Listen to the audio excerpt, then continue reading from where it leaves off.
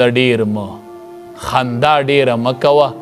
ځکه ډیره خندا چې د تومیت القلب دا زړه مړ کوي دا زړه مړ کوي د ډیرې خندا نه ځان بچ کوه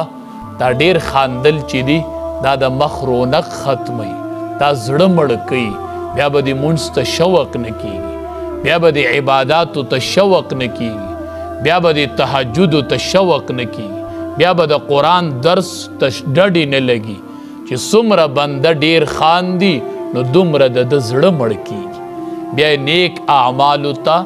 ډډې نه لګي نو د دې ډیرې خندا نه هم احتراز کوه وی رسول الله صلی الله علیه وسلم راته دا 15 خبرې وکړلې او دی وی څوک شته چې دا زده کړي او یا بل ته وښیي نو علما وی د دې مطلب دا چې دا 15 خبرې ما نه زده کړي او دا دې ټول مخلوق ته وښیي یو سړی درته وی عبادت ګزار به څنګه جوړېږم وایي چې کوم کارونه الله حرام کړي دي هغې ته منځ ستا نه به لوی عبادت ګزار نه مالدار به څنګه جوړېږم چې الله څه درکړي په هغې صبر کوه مؤمن به څنګه جوړېږم د ګاونډي سره ښه سلوک کوه مسلمان به څنګه جوړېږم چې د ځان دپاره څه خوښئ هغه د مخلوق دپاره خوښئ عباداتو ته به مې شوق څنګه پیدا کیږي نو ډېر خاندمو دا 15 خبرې وی نبی علیه السلام مې لاس نیولی او دا 15 راته وښودلې نو دا د دین ټوله خلاصه ده فرمای ولا تعجبک اموالهم په تعجب کې دیوانه چې تا لره مالونه د دوی و اولادهم او اولادونه د دوی انما یرید الله بشک غواړي الله ان یعذبهم چې عذاب ورکړي دي ته بها په دې سره په دنیا کې وتزهق انفسهم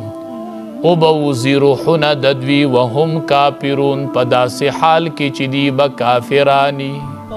نو په داسې مال او اولاد څه کوي چې په داسې حالت کې درله مرګ راشي واذا انزلت سورة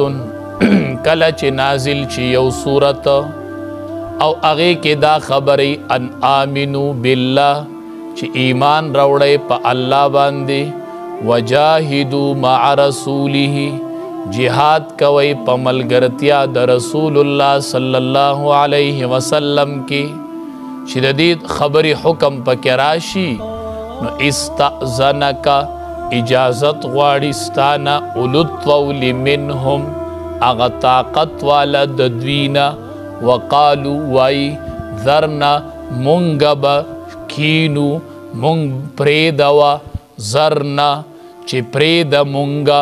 نکم من القاعدین مونږ به شو د کېناستونکو سره چې کم خلق د عذر د وجې نه ناست دی او بله دا خبره رضو دی خوشحاله دي بان یکونو په دې خبره چې شید وي مع الخوالف داغی پاتی کیدونکو خزو سرا وطبع علی قلوبهم مہر اولگولے شو پزلونو د دی باندے فهم لا یفقهون پس دوی نپوہیگی